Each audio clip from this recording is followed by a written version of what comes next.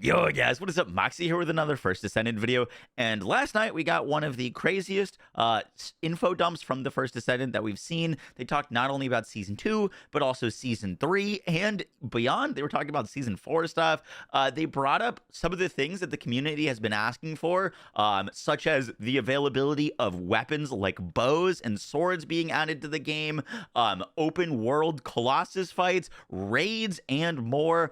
There was just so much info that I decided to break this video down into two parts. The first part is already live. That is my part covering the new Descendants, Keelan, Ultimate Sharon, Serena, Inez Rhea. And in this video, we're going to be talking about everything else, the new dungeons, the new void control, all of the quality of life improvements, the new progression systems, the balance changes, and more. I hope you guys enjoy the full breakdown. Let's get right into it.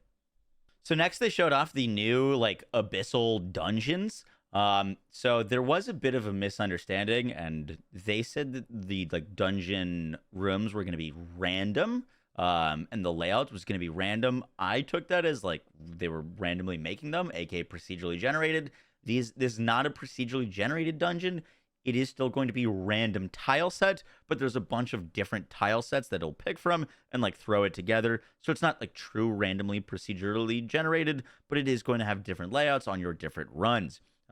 One thing that they wanted to highlight with this dungeon is that it is kind of very dark, and has this dark atmosphere. There's areas where there's not a lot of lighting. You're going to have to navigate your way through lots of traps, different drones, alarms, and there's also going to be multiple platforming kind of things to get through, as you can kind of see all these floating platforms through, and you're gonna have it where it's a non-linear dungeon. You've got different objectives to do that you're going to want to do, but how you tackle them and which objectives you go to first is kind of up to you.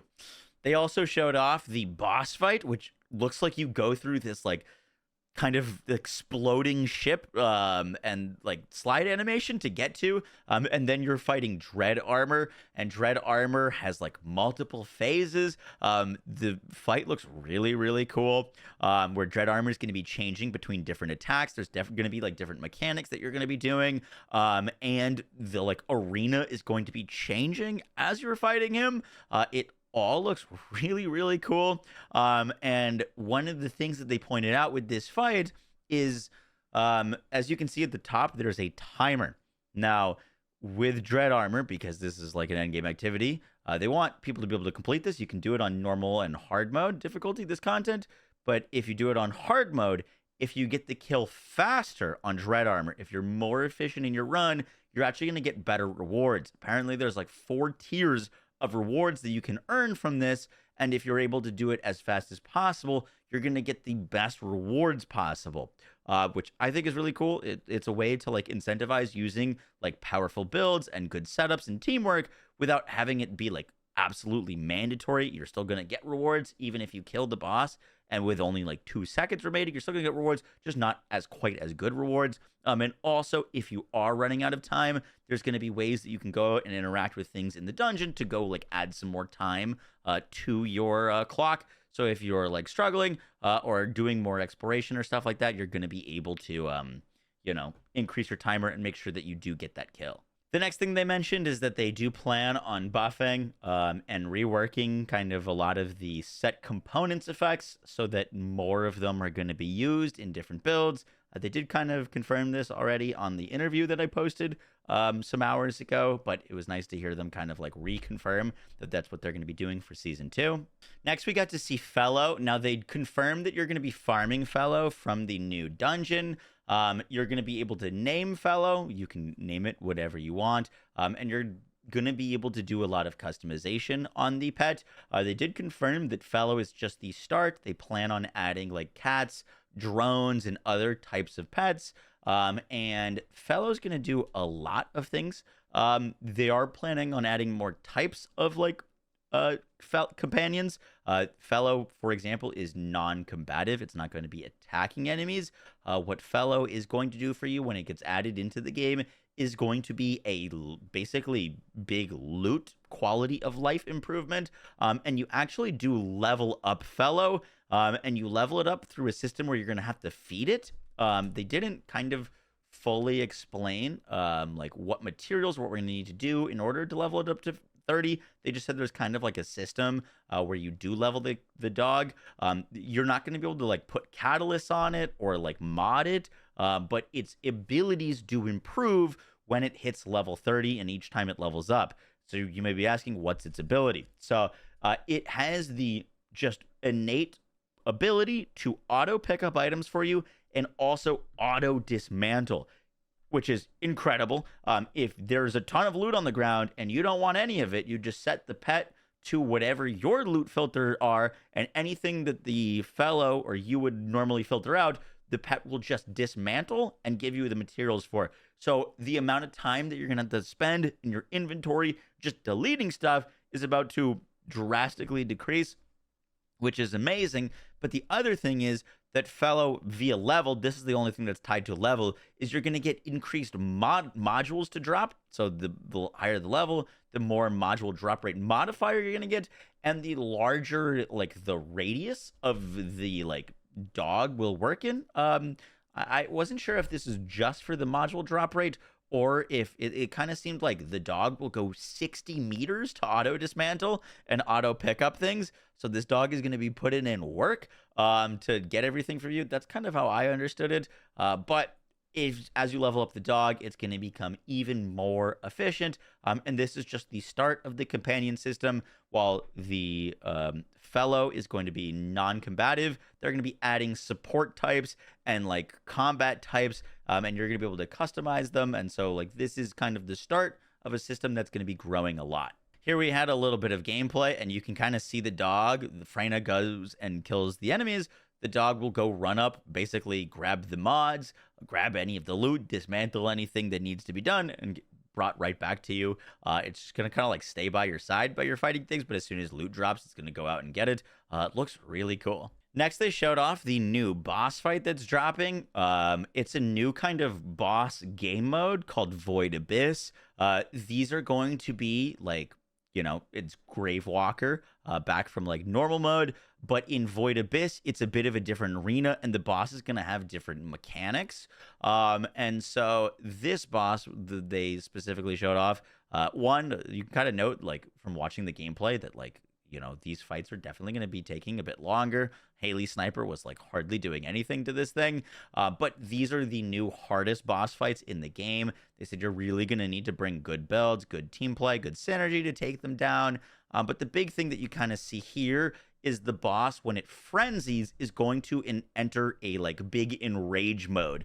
And so the boss is still going to be damageable, and you're still going to be fighting it, but you need to damage it and like do enough to it basically to break it out of its enrage mode. And while it's in enrage mode, it's going to be attacking more frequently, dealing a bunch more damage. They did like say something about like regrowing parts, but they didn't mention, they did that in like the original reveal. I didn't hear them re-mention it here, so I'm not totally sure what's going on with that. But it looks like these fights are going to be way more challenging, and they're also in like the new arena that looks pretty cool. It's obviously, you know, pretty similar to other Void arena fights. But this is going to be our new kind of pinnacle boss fight content. Here's Haley Sniper hitting it for like literally pebbles, which I thought was interesting. Like, just, you know, it's decent damage, but I do think that these are going to be harder fights. Now, one thing that they did point out is you are able to go into these solo. And they did have players complete this in their like focus group testing as solo characters. So if you want to just run this and see how good your build is, you can do this totally solo, which I'm super excited about because we haven't had super hard pinnacle content that you can do solo in forever, because Deathstalker and Gluttony are both like co-op required. So I think that's awesome. They did also confirm that skins are going to be dropping from these bosses that are tied to the theme of the boss. They kind of showed this off in their original preview, but it's not only going to be a like skin, but they're also adding back attachments to rewards. They didn't totally break down how you like receive them, obviously killing the boss, but we don't know yet if it's like you get it guaranteed on your first kill, or if it's like a 5% chance to drop the cosmetic, how that works. But you are going to be able to like show off that you killed these bosses via cosmetics. The next thing they mentioned that was very interesting, they have mentioned this before, but if you had purchased a like universal skin that applied to multiple Descendants and you bought it multiple times, for multiple Descendants, you're going to get your caliber refunded on that. They're going to make it so that if you buy a universal skin once, it's going to apply to all of your characters. And they did give us some stats that doing this refund is costing them about $1 million, which is kind of insane. So like huge W on the devs doing that. They reaffirmed that they really want the shop to be feel fair, and that they are giving like all of this caliber back basically, which is pretty insane. So W devs. The next thing they showed off is the new hard mode special operations. Now, one thing that's going to be crazy about this, well, a few things. First off, you can already see that enemies are going to have these like shields on them, where you're going to need to damage them with your guns to break the shield. So even if you're playing Freyna, which this gameplay is doing, it's not like every single enemy is just going to get wiped out by your skill damage. You are going to need to use your guns to break these shields. And they also said that this is going to be the hardest non-boss content. So obviously we're getting the big dungeon with the big boss in it, but they said that this is going to be even harder. And they've also said that they're drastically upping the rewards for this, where like they said, like rewards and experience, where currently you can level a new Descendant or weapon doing these hard special operations in about 15 minutes. So I can't even imagine how fast we're going to be leveling Descendants and weapons if you can complete this. I'd imagine it could be as fast as just doing a single run. Obviously, we'll have to see like how fast you can actually kill things in this. But they did show off some gameplay on Freyna, and they also showed off some gameplay on Bunny. And one thing that you could definitely note is these enemies seem pretty tanky. If it is going to be like some of the hardest content that we've seen, I think the enemies are going to be pretty resistant. As you can see, the bunny is like, you know, not hitting for like crazy damage, but definitely hitting pretty hard, and enemies are surviving. So it looks like this is going to be some new, like extra challenging content to play, but also extra rewarding. They said that they're going to be dropping like gold from this. The like, if I'm not mistaken, the blue brains that are like impossible to farm for Catalyst are going to be dropping from this, and some other things. So it should be a very efficient farm if you can do it and, you know, do all the rounds. These gameplay is all from like round 9 out of 10. Maybe the earlier rounds were a bit easier, but I'm very, very intrigued by this. Obviously, I'm very glad that they're making some like more hard content. I think that's definitely a weak point of the game, is like end game difficult content. So this is looking pretty solid. Next thing they showed off is the pity system. This is coming with season 2 launch. And you're going to be able to select different rewards and basically give yourself a guaranteed drop of them if you don't get them in a certain amount of times farming. They unfortunately didn't elaborate too much on this, but they did give an example where they said, oh, if this amorphous material has like a 25% drop chance, if you don't get it in 5 runs, you'll get it guaranteed. I don't know if that like will vary from like, you know, if something's a 6% drop rate or whatnot. It does seem like from the screenshot that maybe it's going to be more geared a little bit towards like amorphous materials. Obviously, if you could pick a 6% reward and get it in 5 runs guaranteed, I think that'd be a little bit overpowered, and could make the farming too easy, which could also get compounded by the next thing that they're adding. They showed off these advanced shape stabilizers, and you can see the effect on screen where it like swaps the 6% to 32%, the 10% to a 32%, 20% stays the same, 32% goes down to 10%, and the other 32% goes to 6%. So you're swapping these. They did note that they were a bit worried about these being too powerful. So you're going to be able to earn these from ETA. You can buy them when ETA shows up. They're not going to be regularly farmable in the game, but on launch of the season or like during the season, they're going to do an event where you are going to be able to farm these things. So that sounds pretty crazy. Obviously, the ability to just completely swap the odds on a like amorphous material is ginormous for farming those super rare drops. It is something that is incredibly powerful. So I think that's why it's not going to be normally able to be farmed, but it'll give you another reason to log into ETA on the weekend and get these. And it sounds like you'll be able to do a bit of farming of them and build up a bit of a surplus when season 2 comes out. Next, they showed off the inversion buffs. There was a lot here, but basically they took out a lot of the downsides, if not removed them entirely, and made the buffs like way stronger in inversions. For example, this one reads, on hitting an enemy with a firearm, you get electric focus rounds. Electric focus rounds add electric attack equal to 4.8% of firearm attack for 30 seconds, up to 5 stacks. So with this, you're like almost getting 25% of your damage as extra elemental damage. It sounds incredibly powerful. You're definitely going to be using these for like bossing. And I am kind of curious to like, you know, obviously we're getting a bunch of endgame content, but they're also making us a lot stronger with this, and also the changes to the reactors, which we haven't talked about quite yet. But I'm kind of curious to how like difficult this content's going to be, and like getting a 25% buff is obviously super impactful. Like, how much of a difference is getting buffs like this going to make an impact on doing the hardest content? Is stuff like this going to be kind of mandatory in order to kill the new bosses in time? I could see it being like that's just a massive damage increase.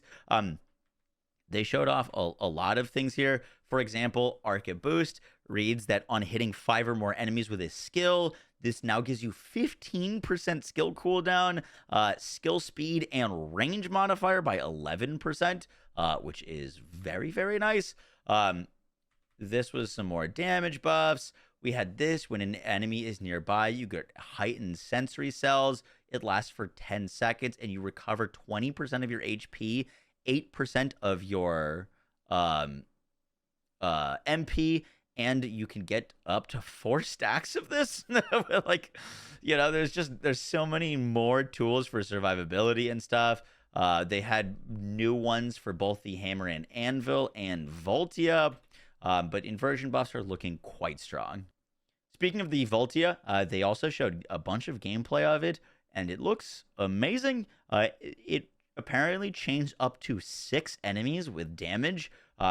From the focus group test, they actually like buffed it even more. And it looks like our new mobbing weapon. It just does so many damage numbers in such a big AoE, and it looks to be actually pretty strong. It's looking very nice. I don't know if it'll be like, you know, I don't see it being used for bossing at all, but the chaining damage looks very satisfying, and it seems to proc a lot of different things. Maybe you'll be able to use it for some like extra elemental stuff or like status buildup, but it's looking like a very interesting weapon for Season 2. And I'm curious if it's going to make, like, it looks so strong as a mobbing weapon, as you can see here, that I'm curious if it's going to kind of shift a bit of the meta for like gun descendants that are just really not good at mobbing, like Enzo, and like Glaze decent at mobbing, but like characters that could really utilize this now has a tool to use a weapon that hits a ton of things at once. And we could see gun descendants become even like partly meta for like AoE clear, which would be really interesting. Maybe a little bit of cope, but this weapon looks like it has a ton of potential, and I'm very curious to see what it'll do on like a maxed out like crit Haley, for example, where every single beam is just going to be critting. Next, they got to showing off some new events that are going to be happening. This one's kind of crazy. So they're going to be doing a login event from the 5th of December to the 8th of January. And you just need to log in 14 times within that basically like month. If you log in 14 times during that month, if you don't have Ultimate Bunny, you get Ultimate Bunny for free. And if you do have Ultimate Bunny, you get these 2 Sharon cosmetics, as well as their attachments and back attachments that come with them. And every day, you're also going to be getting these crates that they said are going to be giving like energy activators and catalysts, and like can even earn the new like super powerful stabilizers. It sounds like it's just going to be giving you a ton of rewards. I do think this getting Ultimate Bunny for free is a way to like attract some new players to the game. I definitely think that the devs are trying to think about ways to get new players into the game and work on their new player acquisition, and giving an Ultimate Bunny for free for logging into the game definitely seems like a good way to do that. I do think that they need to make some improvements to the campaign. It's a little bit more important, but free login rewards is awesome. In addition to that, there's also going to be another event. This is the Winter Festival event.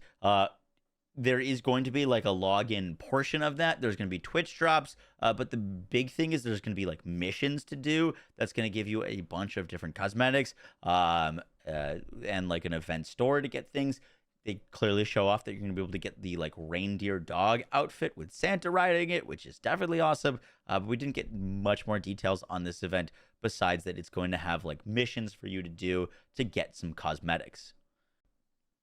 Next, they showed off this massive roadmap, just so no one's confused, because it was confusing at first. 12 is indicative of like December is like the 12th month of the year. It's not the 1st of January. It's 1 as in January is the first month of the year. So these aren't dates. These are just months. But you can see everything that's going to be coming in the like season 2. We've got like the Descendant rework, for example, happening in January. That's not dropping in December. We've got the weapon cores and the void erosion control dropping. This is going to be the 30-stage difficulty content that they've said is going to be the hardest content they add to the game. But the very interesting thing here that they didn't really touch on is that there's apparently going to be leaderboards for this, which is crazy because we've never had leaderboards in the game. I think that could be really cool. And, you know, coming up with groups and parties to like try to beat this as fast as possible. I don't think you'll be able to solo it, but I'm not sure yet. But all of these things sound really cool. But the big thing is this part. This is their next update. Now, they said they're specifically not calling this Season 3. It is technically like Season 3, but it's going to be more of a like expansion to the game than a like normal seasonal model. You know how like a lot of games have like season, big expansion, season. The like Season 3 is going to be kind of our big expansion where we're going to get a lot of big things. The first being a brand new region. It's going to be a whole new area with new monsters. They're also going to be adding this Descendant adapt growth. This is going to be a new system that is different from inversion buffs, that are going to be like a way to grow your Descendant. This is what they talked about in my interview. That's going to be like kind of akin to like a skill tree or a paragon system, if you want to think about it that way, but another further way to enhance and grow your Descendant. But it's going to be Descendant specific, so you'll have like different presets for different Descendants. How you build out your like Descendant growth for Freyna might be different than how you do it for Bunny. This sounds really promising. They didn't really touch on this. It says new region growth element. I don't really know what that means. I don't think it means like a new element as in like growth is going to be a new element, like, you know, non-attribute fire growth. But it's under the growth tab. So I think this is just going to be like a new way to grow your Descendants in the new region. There's also something that they didn't point out, which is the Descendant weapon collection bonus. It sounds like we might be getting some more bonuses for the higher MR that you are. It sounds like they're going to be, you know, adding more MR levels and possibly more rewards for ranking up higher with MR. There's also going to be the new Descendant Serena, which I did touch on, the new main story missions, new outpost reworks, new battle passes, new ultimate Descendants, new Descendant quests. They're going to add 50 stages of void erosion, so it's already going to be the hardest content with 30 stages, and then they're going to add another 20 stages, new avoid bis, inversion reinforcement, like change again, and all these other things, the party search system, and also the ultimate Descendant growth transfer, where you're gonna be able to take your normal Descendant, let's say you fully build out Blair, and they launch ultimate Blair, you're gonna be able to like infuse your normal Blair into ultimate Blair.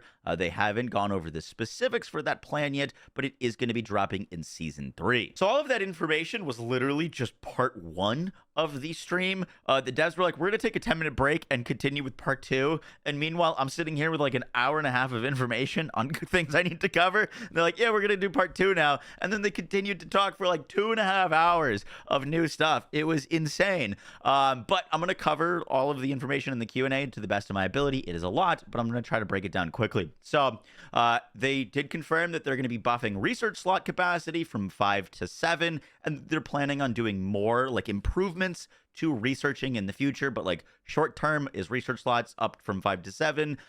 They didn't really mention about being able to craft multiple catalysts, but they did in my interview say that they're looking on adding a way to reduce crafting timers via gameplay, so that all sounds really good. They're also going to be reworking Jaber, Valby, and Luna in part 2 of the season. They're going to be adding keyboard support for console players and fixing the Xbox grapple bug, which is going to be very, very nice. They also said that they're going to be rebalancing weapons a lot. They said that there's not something that they plan on being able to solve in one update. They're going to be increasing their frequency of updates, and they plan to rebalance underutilized weapons, specifically calling out the Fallen Hope, and that they're going to make it shoot like poison missiles at enemies. So expect some really crazy things for like underutilized weapons. They also confirmed in season 3 that they will be adding the like jiggle physics. So for those of you that are excited for that, jiggle physics and a photo mode are both going to be added in season 3. They're also going to be adding a bunch of things, including or not adding, but they're like in reviewing for a guild and clan system. They confirmed that they do plan on looking at adding bows and melee weapons to the game, and they said that that's something that they're looking into and they're expanding their team to kind of like work towards, but it wouldn't be something we would see until at least season 4. But that is very cool that that's something that they've acknowledged and are like, you know, working on. Can't say that it's like going to come to the game for sure, but it is something that they're working on. In addition to things that they're working on, they touched on open field Colossus fights, which are tentatively planned for next summer, so summer of 2025. They said that their current focus is on improving core gameplay, balancing and endgame content, and then once they do all of that, then they want to explore new creative ideas like open world Colossus fights. And I think that's, you know, very fair. I think they really need to nail the core of the game first and then grab like all of these crazy ideas that are going to be added. And in addition to that, they also touched on raids. They said that they are aware of the community's interest for this. And it's another thing that they're like, you know, kind of going to possibly be working up to. Once again, no actual confirmation that like something like raids would be added to the game, but it's something that they are aware of and that they're like, you know, have as like a long-term goal. By the way, speaking on the crafting thing, they did say that they're going to be adding multiple crafting locations as a way to potentially craft multiple of the same items. So like you would have like a crafting location in one area and then you could craft different things in a different area. So you could have multiple like crafts going. Not something they elaborated too much on, but could be really interesting. They also talked a bunch about like matchmaking changes. They are adding like a party finders type deal, but in terms of like the actual criteria that the matchmaking uses, currently it's just matchmaking you to whoever's like on your server and then branching out. So sometimes you get players that have like really high ping because they're in your server but like in a different part of the country. They said that they're going to change the matchmaking criteria to kind of better focus on getting you good connections to people that have like, you know, like location wise closer to you so that you get better pings, and also pairing like console players with console players and like PC players with PC players first, but then also like, you know, if it doesn't find people that are close or doesn't find people playing on Xbox with Xbox players, they would then expand that so that, you know, you're not going to like spend extra time waiting for matchmaking. But all of that did sound pretty solid. Guys, that's going to do it for the video. I hope you enjoyed. There was a ton of information and stuff that's coming to TFD in Season 2 and beyond. The future for the game is looking bright. I am really hopeful for the content that's coming out. I really do hope that they kind of stick with their guns on some of the difficulty and keep things difficult.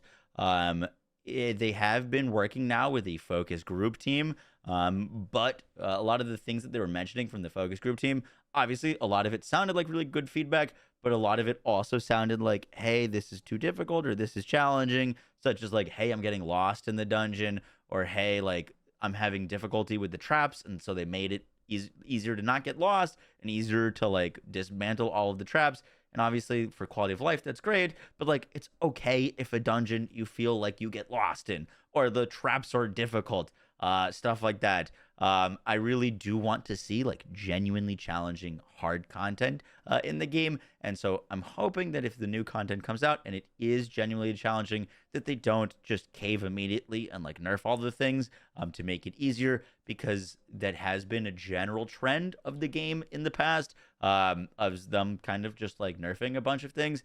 And it's a trend that I don't personally enjoy.